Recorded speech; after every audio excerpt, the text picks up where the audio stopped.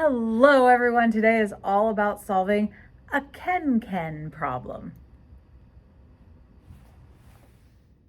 All right, so this is what a KenKen puzzle looks like. It's a grid, and on the grid you have little boxes marked off with darker lines, and then within each of the boxes there's a clue. Like this says 2 with a minus sign, there's 2 with a division sign, or here's 12 with a multiplication sign. So those clues will help you figure out what to put in each box. You are allowed to use the digits 1 through 5. No zeros. Every row, every column has to have the digits 1 through 5 in it. So you use the clues to help you figure out what goes where. For example, a really easy one is when you just get a single box that has a 2 in it. There's not even an operation. You know there has to be a 2 there, which means there can't be a 2 anywhere else in that column or a 2 anywhere else in that row. Now, when you see a minus sign, that means these two numbers subtract to make 2. So it could be 5 minus 3, or it could be 4 minus 2, or it could be 3 minus 1. But what it'll never be is you'll never have a repeated number in any of the smaller shapes. Okay, so now, where to begin? Well, after you've done like the obvious single boxes, then I look for things that only have one way to work.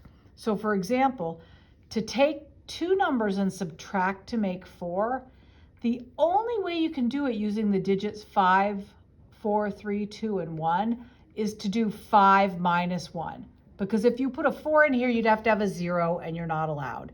And you can't do it using the 3 or the 2. So we don't know if it's 5 and 1 or 1 and 5. It might be 5 minus 1 or 5 minus 1. We don't know yet, but we can at least put those numbers in there. We also could take a look at this one, because there's only one way to use those numbers to multiply to make 12. You can't do 6 times 2 in any way because you're not allowed a 6, but you could do 3 times 4, and you have a third number, so that would have to be 1 times 3 times 4. So we don't know, again, what order they go in, but we know we have 1, 3, 4, 1, 3, 4, 1, 3, 4. Okay? So now, if I know the 5 and the 1 have to be there, I know the 1 can't be here because the 5 and the 1 are going to be used right up here. So that's not going to be a 1. I'm going to get rid of that. Okay?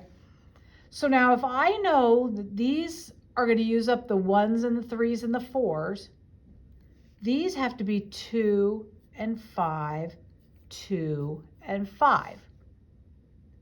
But here's the problem. If this is a division sign with a 2, the only way I can do that is by doing 2 divided by 1 or 4 divided by 2. I can't use the 5 here because I'd have to be able to put a 10 to have 10 divided by 5, and I'm not allowed to use the digit or the number 10 because I'm only using single digits between 1 and 5, so that's not a 5. So this for sure is a 2. Again, we don't know if it's 2 divided by 1 or 4 divided by 2, but we know there's a 2 there. And if there's a 2 here, this is not a 2. The only thing this can be is a 5. And now we can solve this one because I have to subtract 2 numbers to get to 3, and I've got a 5. The only possible number is a 2. Okay, now I have to figure out what I want to do. There are a lot of ways to get there, but I know if there's a 5 and a 1 here, this is either a 2, a 3, or a 4, and this is either a 2, a 3, or a 4. But it can't be a 2 because there's a 2 right there, and we can't have 2 2s in the same row, so that 2 is gone. So now if I look at this column, there's only one place where there's a 2, and that's right in this cell, so I'm going to make that a 2. Okay? Now where to go, where to go? Well, let's see. This is either a 3 or a 4. If I make it a 4, I have 4 plus 2 is 6. I would need a 0 there, but I can't use a 0. So that tells us this has to be a 3. And then 3 plus 2 is 5, which means this has to be a 1, because 3 plus 2 plus 1 makes 6. And if this is a 1, this is not a 1. And if this is a 3, this is not a 3.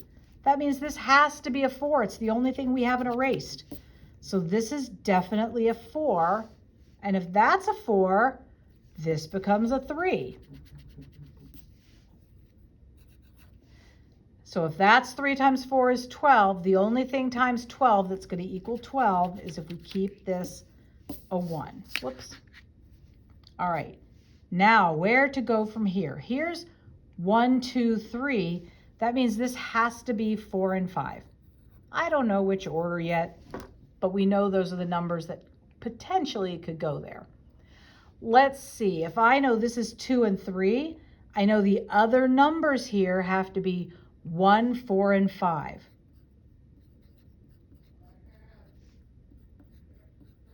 Okay, but now if I look at this, I'm trying to subtract to get 3. There's only one combination of numbers in there that will subtract to get that 3, and that's if I use 4 minus 1, which means there's no 5 here. That means there's only one place left in the row to have a 5, which is right here. And then because I have to have two numbers that subtract to make 1, I know this is a 4. So I've used 1, 4, and 5 in this column, which means the only two numbers left here are 2 and 3. But if you look over here in this row, we've already used a 2 in that row, which means this can't be a 2. So we know for sure this is a 3. And then we know for sure this is a 2. Now I've got 1, 2, and 4 in this row, which means these two are 3 and 5. But without even writing it down, I can see there's a 5 there, so I don't want to put the 5 there. I'll put the 3 there and the 5 there. Now I've got 2, 3, 5. I know my only choice is 1 and 4. And here I have, oh my goodness, look at that. I've got the 2 and the 5. They're definite. And then these two cells have to use up the 1 and the 4. So the only thing left is a 3. So now if I look at this combination, there's only one way I can subtract to get 2. If I have a 3 here, and that's 3 minus 1. So now I've got a column 1, 2, 3, and 5. The only thing it can be is a 4. And if that's a 4, this is not a 4, so the only thing it can be is a 1. And if that's a 1, this can't be a 1, so that has to be a 4. And if that's a 4, this can't be a 4. It has to be a 5. And if that's a 5, this can't be a 5. The only choice, whoops, is to have a 4. And if this is a 5, this can't be a 5. It can only be a 1. And the only thing left is to make that a 5. And that is how you do a KenKen.